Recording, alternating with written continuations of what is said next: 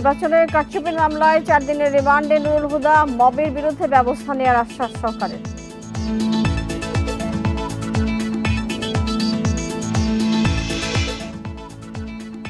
NBR চেয়ারম্যানের অপসারণের দাবিতে 28 জুন থেকে কমপ্লিট শাটডাউনের ঘোষণা কর্মীদের, আগামীকালও কলম বিরতি।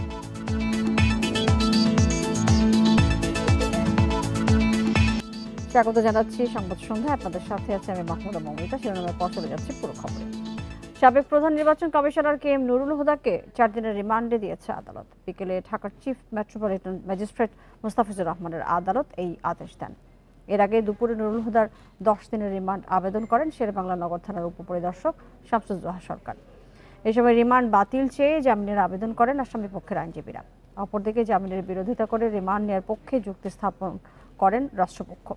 উভয় পক্ষের শুনানি শেষে নুরুল হুদাকে 4 দিনের রিমান্ড মঞ্জুর করেন আদালত। 2014, 18 এবং 24 সালের 3টি জাতীয় নির্বাচনের কারচুপির অভিযোগে রোববার দুপুরে রাজধানীর শেরেবাংলা নগর থানায় বিএনপির পক্ষে মামলা করেন দলের জাতীয় নির্বাহী কমিটির সদস্য মোহাম্মদ সালাউদ্দিন খান। পরে রোববার সন্ধ্যায় রাজধানীর উত্তরা থেকে কে এম নুরুল হুদাকে গ্রেপ্তার করা হয়। এ সময় জনতার হেনস্থার শিকার হন সাবেক এই সিইসি। এই মামলায় সাবেক প্রধানমন্ত্রী শেখ হাসিনা, সাবেক 3 প্রধান নির্বাচন কমিশনার সহ 24 জনের নাম উল্লেখ করা হয়। তার আইনজীবীরা তার পক্ষে রিমান্ড বাতিলপূর্বক জামিন প্রার্থনা করেছেন। বিজ্ঞ আদালত উভয় পক্ষের বক্তব্য শোনার পর তার বিরুদ্ধে 4 দিনের রিমান্ড মঞ্জুর করে উনি বলেছেন যে যেহেতু প্রিজাইডিং অফিসার এবং রিটার্নিং অফিসার তারা যেহেতু নির্বাচনের রেজাল্ট পাবলিশ হয়ে গেছে, তারপরে এটা হাইকোর্টের একটি নির্দেশনা আছে যে তারপরে এখানে কোনো অ্যাকশন নেওয়ার কোনো সুযোগ নাই। এই কথাটি উনি বিজ্ঞ আদালতকে বলেছেন।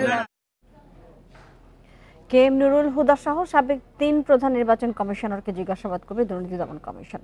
নির্বাচনে 9, 6 এবং পাতানোর অভিযোগ বিষয়ে তথ্য পেতে এই জিজ্ঞাসাবাদ করা হবে। এর মধ্যে দেশ জুড়ে এই বিষয়ে ব্যাপক অনুসন্ধান শুরু হয়েছে বলে জানিয়েছেন দুদকের মহাপরিচালক আক্তার হোসেন। সোমবার বিকেলে সংস্থাটির প্রধান কার্যালয়ে সংবাদ সম্মেলনে এসব তথ্য জানানো হয়। রোববার সন্ধ্যায় রাজধানীর উত্তরায় সাবেক প্রধান নির্বাচন কমিশনার কে এম নুরুল হুদাকে আটক করে পুলিশে দেয় জনতা। এ সময় হেনস্তর শিকার হন সাবেক সিইসি।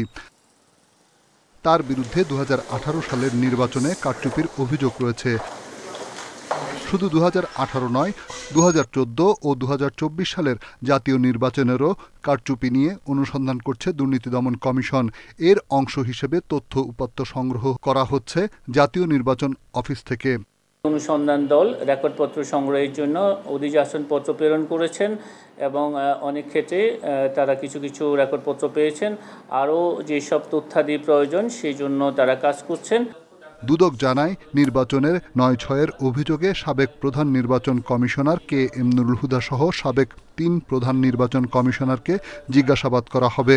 বাদ যাবেন না সংশ্লিষ্টরাও। সংশ্লিষ্ট অভিযোগ প্রমাণের সহায়ক যারা রয়েছেন এবং যারা অভিযোগ সংশ্লিষ্ট ব্যক্তি রয়েছেন তাদেরকে জিজ্ঞাসাবাদ শেষে তারা প্রতিবেদন দাখিল করবেন।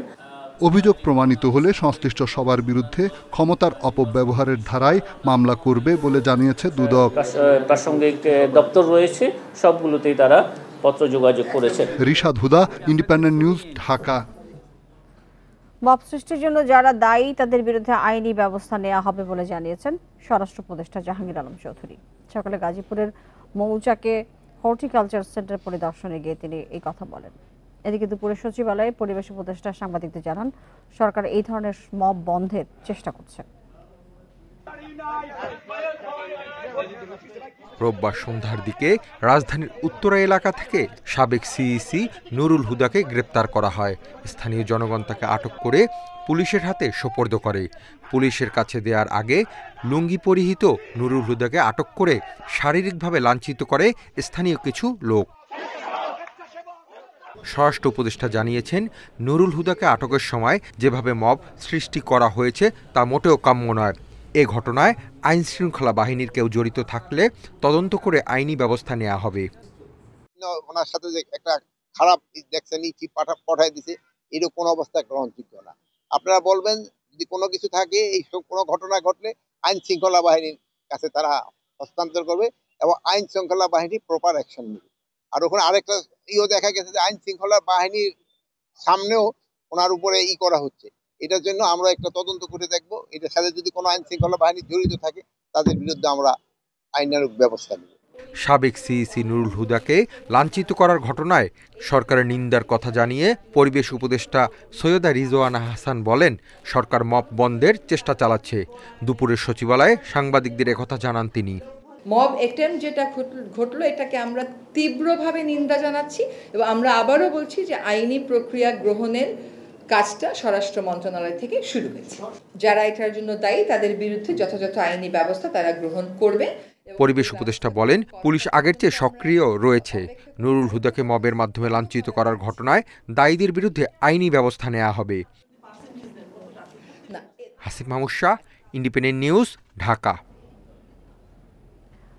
সাবেক সিইসি নুরুল হুদার সাথে গতকাল এবং কোর্টে যারা অসৎ আচরণ করেছে তাদের শাস্তি দাবি করেছেন বিএনপির সিনিয়র যুগ্ম মহাসচিব রুহুল কবির রিজভী। নয়াপল্টনের কেন্দ্রীয় কার্যালয়ে মব তৈরি করে সাবেক সিইসিকে হেনস্থা প্রসঙ্গে একথা বলেন তিনি। মবে দলীয় কেউ জড়িত থাকলে তাদের বিরুদ্ধে ব্যবস্থা নেওয়া হবে বলেও জানান তিনি। গতকাল সাবেক প্রধান নির্বাচন কমিশনারের সাথে যে ধরনের ব্যবহার হয়েছে এবং আদালতে তার প্রতি যে আচরণ করা হয়েছে এটা নিঃসন্দেহে দুঃখজনক এবং আমরা মনে করি যেই এই ঘটনার সাথে জড়িত থাক তার দৃষ্টান্তমূলক শাস্তি হওয়া দরকার। বিএনপি মব অপসংস্কৃতির বিরুদ্ধে বলে জানিয়েছেন দলটির স্থায়ী কমিটির সদস্য সালাউদ্দিন আহমদ। বলেন, সাবেক সিইসি কে নুরুল হুদাকে মব তৈরি করে লাঞ্ছিত করার ঘটনায় দলের কেউ জড়িত থাকলে শাস্তিমূলক ব্যবস্থা নেওয়া হবে। দুপুরে গণমাধ্যমকে বিএনপির স্থায়ী কমিটির সদস্য দলের এই অবস্থানের কথা জানান। আমরা মব কালচারে বিশ্বাস করি না। আমরা আইনের শাসন প্রতিষ্ঠা করার জন্যই অবিরাম সংগ্রাম করে যাচ্ছি। আমরা চাই দেশে আইনের শাসন এবং আদালতের রায় বাস্তবায়ন হবে। প্রতিহিংসামূলক সব বদলির আদেশ বাতিল এবং এনবিআর এর চেয়ারম্যানকে অপসারণ না করা হলে আগামী শনিবার থেকে কমপ্লিট শাটডাউনের ঘোষণা দিয়েছে এনবিআর সংস্কার ঐক্য পরিষদ। সোমবার চলমান কলম বিরতি কর্মসূচি পালন শেষে সংবাদ সম্মেলনে এসব ঘোষণা দেয় সংগঠনটি।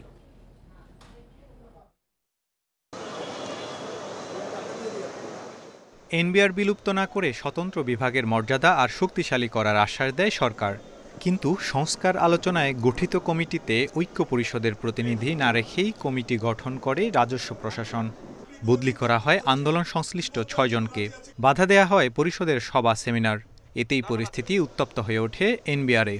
একইভাবে অংশগ্রহণ করবে কর অঞ্চল এবং কর বিভাগের সকল কর্মকর্তা কর্মচারীবৃন্দ। ফলে আজ আবার নতুন কর্মসূচি ঘোষণা করেন আন্দোলনকারীরা।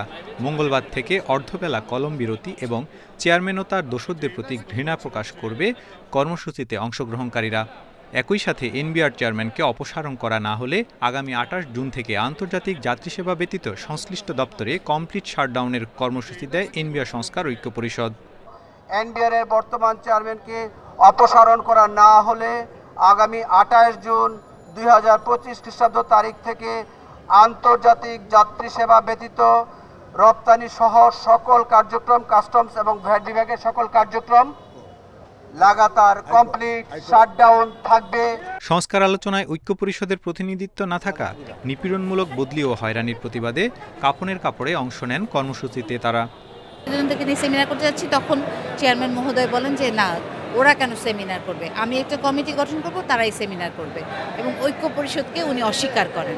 তার মানে তিনি কি অর্থ মন্ত্রণালয় বা অর্থ উপদেষ্টা মহোদয়ের যে প্রেস রিলিজ সেটা কি অস্বীকার করছেন? এদিকে এনবিআরের চলমান পরিস্থিতিতে আমদানি রপ্তানি বাধাগ্রস্ত হচ্ছে বলে জানিয়েছেন ভুক্তভোগীরা। বেনাপোল কাস্টম হাউসে সকাল 9টা থেকে কর্মবিরতি চলছে। অফিসাররা টেবিলে এসছে কিন্তু কেউ কাজ করছে না। তাদের বক্তব্য কেন্দ্রীয় কর্মসূচির অংশ হিসেবে বেনাপোল কাস্টম হাউসে কলম বিরতি চলছে। মে মাসে এনবিআর 2 ভাগ করে অধ্যাদেশ জারির পর তা বাতিলের দাবিতে আন্দোলনে নামেন এনবিআরের কর্মকর্তা কর্মচারীরা। তাদের আন্দোলনে পিছু হটে সরকার। Tarek Hossain, Independent news, Dhaka. বিভিন্ন মেগা প্রকল্পের মেয়াদ শেষ হয় ক্রমাগত বাড়ছে বৈদেশিক ঋণ পরিশোধের চাপ। চলতি অর্থবছরের প্রথম 11 মাসে রেকর্ড প্রায় $4 বিলিয়ন ঋণের সুদ ও আসল পরিশোধ করেছে সরকার। অর্থ মন্ত্রণালয়ের প্রতিবেদন অনুযায়ী চলতি অর্থ বছরের প্রথম 11 মাসে উন্নয়ন সহযোগীদের সুদ এবং আসল পরিশোধ করা হয়েছে $3.78 বিলিয়ন, যা এই যাবৎকালের সর্বোচ্চ পরিশোধ। গত অর্থ বছরের একই সময়ের চেয়ে যা 23.4% বেশি। অর্থ মন্ত্রণালয়ের কর্মকর্তারা জানান, অনেক মেগা প্রকল্পের এবং বাজেট সহায়তা ঋণের গ্রেস পিরিয়ড শেষ হয়ে যাওয়ায় ঋণ পরিশোধের চাপ ক্রমাগত বাড়ছে। এছাড়া বাজার ভিত্তিক উচ্চ সুদ হারও এতে প্রভাব ফেলেছে।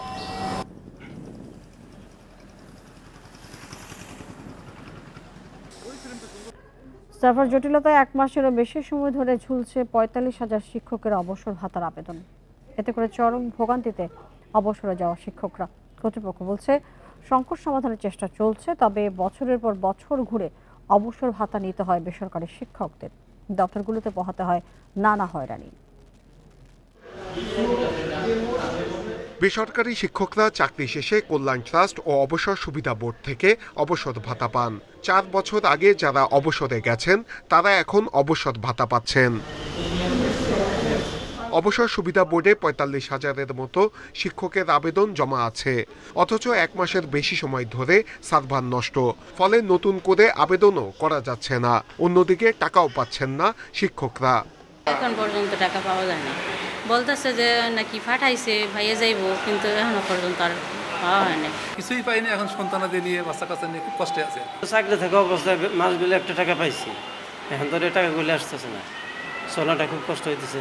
কর্তৃপক্ষ বলছে, সার্ভার জটিলতা দূর করতে কাজ চলছে। জটিলতার বিষয় না, আসলে সফটওয়্যার সময় সময় আমরা আপডেট করি, এবং একটা সফটওয়্যার যখন দীর্ঘদিন চলে এটাকে আবার আপডেটের প্রশ্ন আসে বিভিন্ন বিষয় নিয়ে খুঁটিনাটি। তখন আমরা এটা আপডেটের কারণে আপডেট করব এই নিয়ে আমরা কাজ করছি। ব্যান্ডবেজের সাথে এইমাত্র আমি ব্যান্ডবেজের ডিজি মহোদয়ের সাথে কথা বলেছি, সচিব স্যারের বিষয়ে অবগত। আমরা সফটওয়্যারটাকে একদম আরও আধুনিক করতে চাচ্ছি, সেই কারণে আমাদের একটু সময় নিচ্ছি। আমরা খুব দ্রুত ইনশাআল্লাহ এটা সমাধান করে ফেলব। কল্যাণ ট্রাস্টে 39,000-এর মতো শিক্ষকের আবেদন জমা পড়ে আছে। এখানে 2022 সাল পর্যন্ত অবসরে যাওয়া শিক্ষকরা টাকা পাচ্ছেন। 776 জন শিক্ষককে আমরা কোরবানির আগে আমরা টাকা পৌঁছে দিয়েছে। এই আইবা সিস্টেমের জন্য আমরা ট্রাই করতেছিলাম, এখন যার কারণে আমরা একটু সমস্যা ফেস করেছিলাম। এখন বর্তমানে আমরা যেহেতু সেন্ড করতে পারছি, আশা করি পরবর্তীতে আমরা যদি কন্টিনিউ করি তাহলে খুব অল্প সময়ে শিক্ষকের টাকা পেয়ে যাবেন। কর্তৃপক্ষ বলছে, অবসর ভাতার আর্থিক জট দূর করতে 2 দপ্তরের 7,500 কোটি টাকা প্রয়োজন। অন্তর্বর্তীকালীন সরকার বরাদ্দ দিয়েছে 2,200 কোটি টাকা। বছরের পর বছর এমপিওভুক্ত শিক্ষকদের অবসরের পর টাকার জন্য ঘুরতে হচ্ছে, যার কোনো স্থায়ী সমাধান হচ্ছে না। শিক্ষা সংশ্লিষ্টরা বলছেন, সুনির্দিষ্ট পরিকল্পনার মাধ্যমে বাজেট ঘাটতি দূর করে শিক্ষকদের ভোগান্তির দ্রুততম সময়ের মধ্যে সমাধান করা উচিত। নূরে আলম, ইন্ডিপেন্ডেন্ট নিউজ, ঢাকা। বাজারে চালের সংকট নেই, তবু বিক্রি হচ্ছে চড়া দামে। ঈদের পর মোটা বা সরু সব চালের দাম বেড়েছে কেজিতে 2 থেকে 7 টাকা পর্যন্ত। ব্যবসায়ীদের অভিযোগ, কয়েকটি কর্পোরেট প্রতিষ্ঠান বিপুল চাল মজুত করায় বাজারে অস্থিরতা তৈরি হয়েছে, তবে ভোক্তাধিকার দুষছে পাইকার ও মিল মালিকদের। নতুন ধান ওঠায় ঈদের আগে নিয়ন্ত্রণে ছিল চালের দাম, এখন মজুত থাকলেও বিক্রি হচ্ছে বেশি দামে। 1 সপ্তাহে মিনিকেট চালের দাম বেড়েছে কেজিতে 5 টাকা, দাম 80 টাকার বেশি। 58 টাকার নিচে মিলছে না মোটা চাল। টিসিবির হিসাবে 1 সপ্তাহে চালের দাম বেড়েছে 3.5%। দাম বাড়লে তো ওনারা তো সুযোগ পাই একটা, এখন আমরা কিনতে গেলে সেটা আমরা ভুক্তভোগী। বর্তমানে মনে করেন ব্যবসাটা গেছে, মনে করেন আপনার বড় বড় শিল্পপতি, বড় বড় মানে গ্রুপ অফ কোম্পানি গেছে, ওনারা মনে করেন আপনার ধানগুলো একসাথে মনে করেন কিনা ফেলালে মনে করেন ধান দেখা গেছে, মনে করেন ধানের সংকট দেখা যায়। ধান চালের মূল যোগান আসে নওগাঁ থেকে। দাম বাড়ার জন্য কর্পোরেট প্রতিষ্ঠানগুলোকে দুষছেন সেখানকার মিল মালিকরা। ব্র্যান্ডিং কোম্পানিগুলোকে দেখে যদি রাষ্ট্রীয়ভাবে তদারকি করা হয় বা তাদের বিরুদ্ধে ব্যবস্থা গ্রহণ করা হয়, আমি মনে করি ধান চালের বাজারটা সহনশীল পর্যায়ে নেমে আসবে। তবে চালের বাজারে সব পর্যায়ে কারসাজি হচ্ছে বলে দাবি ভোক্তা অধিদপ্তরের। আমরা একটা প্রতিষ্ঠানে তদারকিকালে বাকি সব দোকানদার তাদের আড়ত ছেড়ে পালিয়ে গেছেন, কাউকে পাওয়া যাচ্ছে না।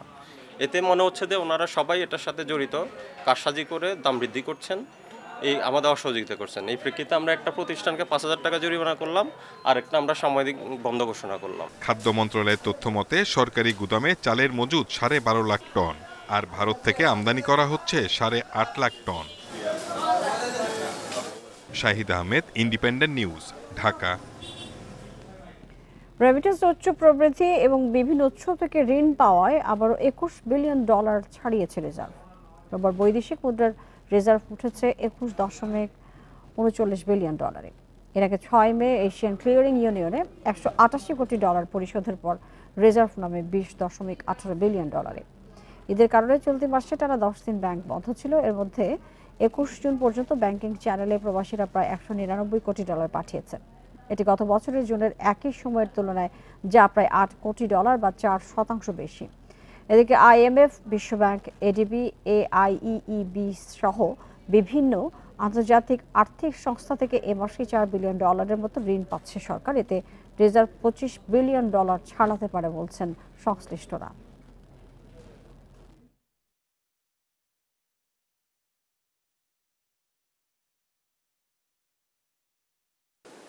আগস্টের পর থেকেই মানে রেমিটেন্স আহরণের ক্ষেত্রে বা দেশে প্রত্যার্পণের ক্ষেত্রে একটা গতি সৃষ্টি হয়েছে এবং এটা যে বিশেষ 2-1টি মাসে হয়তোবা গতির হারটা একটু বেশি ছিল, কিন্তু তারপর প্রতিটা মাসেই কিন্তু একটা স্বাভাবিক ধারাবাহিকতা বজায় রেখেছে। দেশের দ্বিতীয় বৃহত্তম রামসার সাইট টাঙ্গুয়ার হাওরের ওয়াচ টাওয়ার এলাকায় পর্যটকবাহী হাউস বোট প্রবেশ নিষিদ্ধ ঘোষণা করা হয়েছে। জেলা প্রশাসক মোহাম্মদ রেজাউল করিম এই নির্দেশনা জারি করেছেন। রোববার রাতে জরুরি বিজ্ঞপ্তিতে এই তথ্য জানানো হয়। এতে বলা হয়, প্রাকৃতিক পরিবেশের ক্ষতির বিষয়টি বিবেচনায় নিয়ে টাঙ্গুয়ার হাওরের ওয়াচ টাওয়ার এবং আশপাশের এলাকায় পর্যটক বহনকারী হাউস বোট চলাচল বন্ধ রাখার নির্দেশ দেওয়া হয়েছে। একই সাথে হাওরের পরিবেশের ক্ষতি হয় এমন যে কোনো কাজ থেকে সবাইকে বিরত থাকারও নির্দেশ দেওয়া হয়। এছাড়া জেলার অন্য পর্যটন স্পটে ঘুরতে যাওয়ার সময় জেলা প্রশাসনের জারি করা নির্দেশনা কঠোরভাবে অনুসরণ করতে বলা হয়েছে। নির্দেশ না মানলে আইনি ব্যবস্থা নেওয়ার হুঁশিয়ারিও দেওয়া হয়েছে। বর্তমানে প্রায় 5 শতাধিক হাউস বোট হাওরে পর্যটক নিয়ে চলাচল করছে। এই ছিল এখনকার সংবাদে। আরো বিস্তারিত জানতে চোখ রাখুন ফেসবুক, ইউটিউব এবং এক্সে। ধন্যবাদ সবাইকে সাথে থাকার জন্য।